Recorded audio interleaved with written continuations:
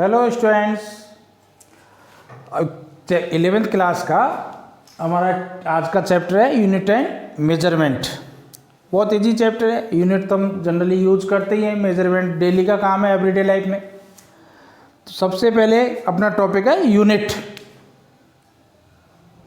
Unit देखो, कोई भी फिजिकल क्वांटिटी है, यूनिट के बिना मेजरमेंट होता ही नहीं है। जैसे आप ग्रोसरी शॉप पे जाते हो, ग्रोसरी शॉप पे गए, आपको चीनी लेने जाना है, मम्मी ने भेजा जाओ चीनी ले आओ, तो आप शॉप पे क्या बोलोगे?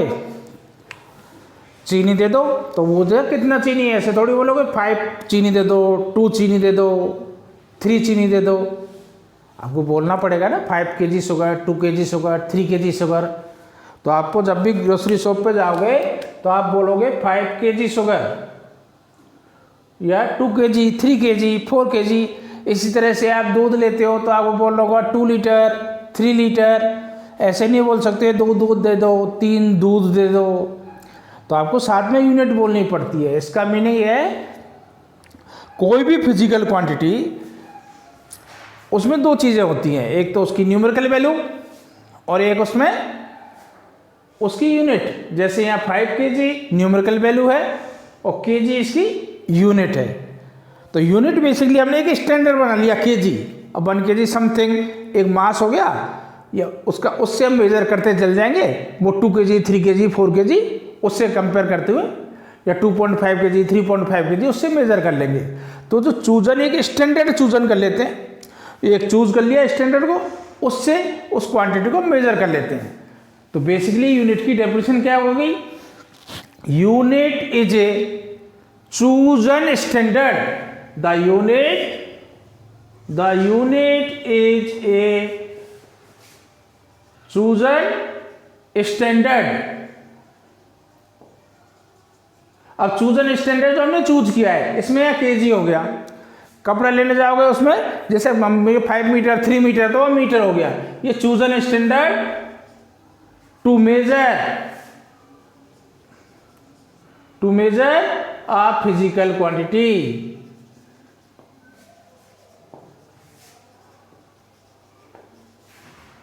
बेसिकली यूनिट एक स्टैंडर्ड चूजन स्टैंडर्ड है जिसमें कोई भी क्वांटिटी को मेजर करने के लिए, तो अलग अलग यूनिट होती हैं। जैसे मास की केजी हो गई, चीनी लेने गए थे तो केजी, चीनी केजी में मेजर करेगा।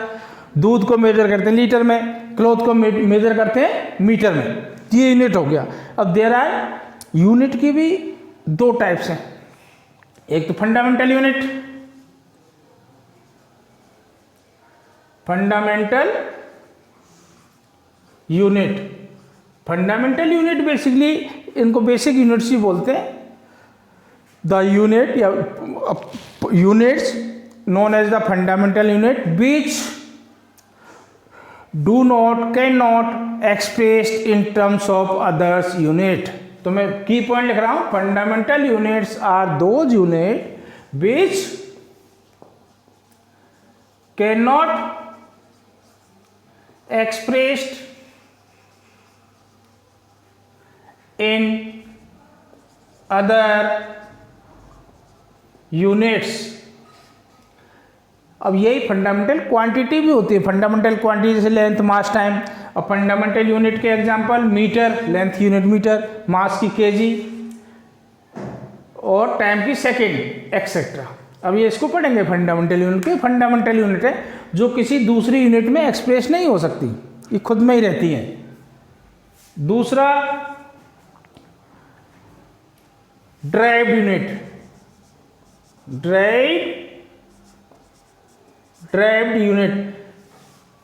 Derived unit are those unit which can be express in terms of others unit या which depend on the others units. तो मैं शॉर्टकट ही लिख रहा हूं अभी, विच कैन बी एक्सप्रेस्ड। ये कैन नॉट बी एक्सप्रेस्ड, ये can be expressed, can be expressed in terms of other units. terms of other unit. Fundamental unit which cannot be expressed in terms of other unit, which cannot be expressed in terms of other unit, ये fundamental unit है. और विच can be express in terms of the other unit, जो express हो सकती है वो derived unit है. जैसे एग्जांपल्स हम ले रहे हैं, इसको रब कर रहा हूं. एग्जाम्पल, फोर्स की यूनिट क्या है? न्यूटन. फोर्स का बेसिक फॉर्मूला क्या है? F equals to ma. Mass का unit kg. Acceleration, a means या एक्सलेशन, एक्सलेशन का unit metre per second square. अब ये kg fundamental unit, metre fundamental unit, second fundamental unit, इनसे मिलकर न्यूटन बना है. तो न्यूटन यानी जो ड्राइव्ड यूनिट है, ड्राइव्ड यूनिट हमेशा फंडामेंटल यूनिट की टर्म्स में एक्सप्रेस होगी, लिखी जा सकती है, इन पर डिपेंड होती है. अब लैंग्वेज आप कैसे ही बोल दो, fundamental unit are base unit which does not depend on the other units, and derived unit are those unit which depend on the basic units. अब देखिए फंडामेंटल यूनिट्स,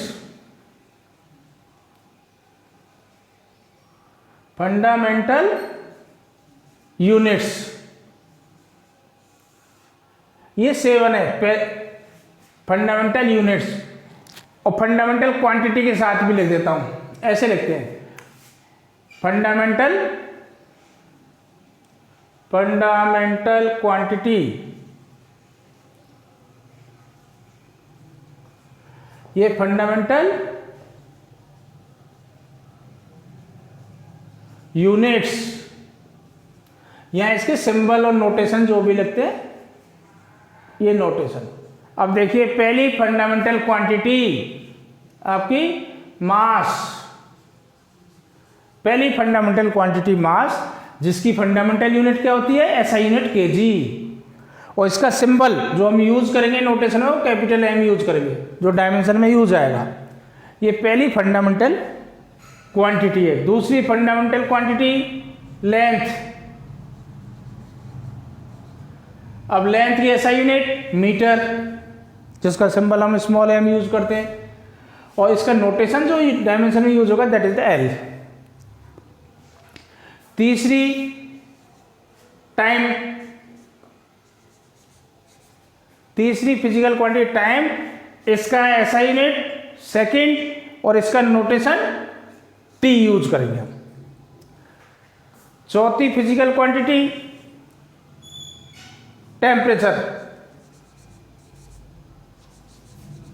टेम्परेचर, अब टेम्परेचर का फंडामेंटल यूनिट केल्विन, जिसको simply के use करते हैं. Notation में कोई वो के लिखती है, कोई थीटा भी लिख देती है इसका. पांचवा electric current.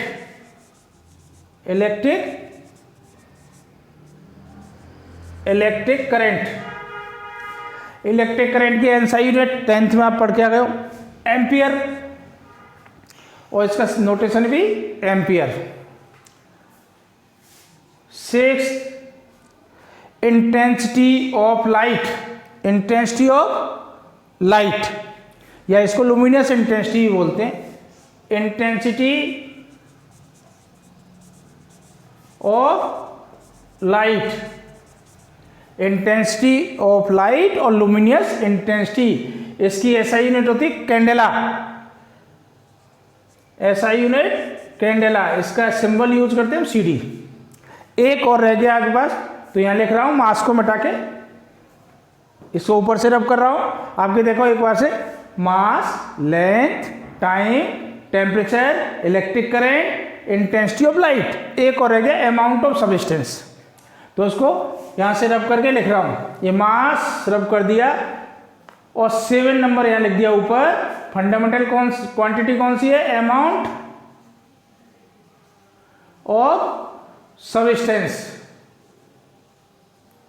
Amount of substance, unit इसकी मोल, और नोटेशन में इसका यूज करते हैं एमओएल, मोल. ये 7 अपने पास फंडामेंटल यूनिट्स हैं. ये फंडामेंटल क्वांटिटी थी, ये फंडामेंटल यूनिट्स हैं. इसके अलावा जो भी हम यूनिट्स पढ़ते हैं वो सारी इन्हीं यूनिट से निकलती हैं, वो ड्राइव्ड यूनिट है। बेसिक यूनिट आपके पास यही हैं, ये 7। इसके अलावा 2 सप्लीमेंट्री यूनिट्स और हैं, तो वो भी बता देता हूँ। तो फंडामेंटल यूनिट 7 हैं, एक बार इनको पढ़ लेना। इनके सिंबल ये मास का m, लेंथ का l, टाइम का t, टेम्परेचर का k, अमाउंट ऑफ सब्सटेंस का मोल, इलेक्ट्रिक करंट का एम्पियर। ये 7 का याद कर लेना। 2 सप्लीमेंट्री यूनिट और है, सप्लीमेंट्री यूनिट्स। अब सप्लीमेंट्री यूनिट्स में पहली फिजिकल क्वांटिटी कौन सी है? Plane angle. Plane angle. अब प्लेन एंगल्स में जो आप 9th 10th में पढ़ते आ रहे हो, एंगल ट्राइंगल्स में एंगल्स, क्वाड्रिलेटरल में एंगल 30 डिग्री, 40 डिग्री, 60 डिग्री, वो प्लेन एंगल होते हैं। तो प्लेन एंगल की ऐसा यूनिट जो होती है इसकी रेडियन। ये तो इसकी यूनिट हो गई, ये फिजिकल क्वांटिटी हो गई। अब इसको फॉर्मूला जो हम लिखते हैं, theta equals to L upon R, angle equals to arc upon radius. ये मेजर इसका करने का, निकालने का तरीका है, मैथ में भी आ जाएगा। मैथ के 3rd चैप्टर में 11th में ही पढ़ लेते हैं। Theta equals to angle equals to arc upon radius. दूसरा आता है solid angle. Solid angle, solid angle हम 11th 12th में नहीं यूज नहीं होगा, ये 3D में यूज होता है। तो यहाँ सिर्फ आपकी एक डेफिनेशन ही आ रखी है सॉलिड एंगल का। इसकी ऐसा यूनिट क्या होती है? स्टाडियन।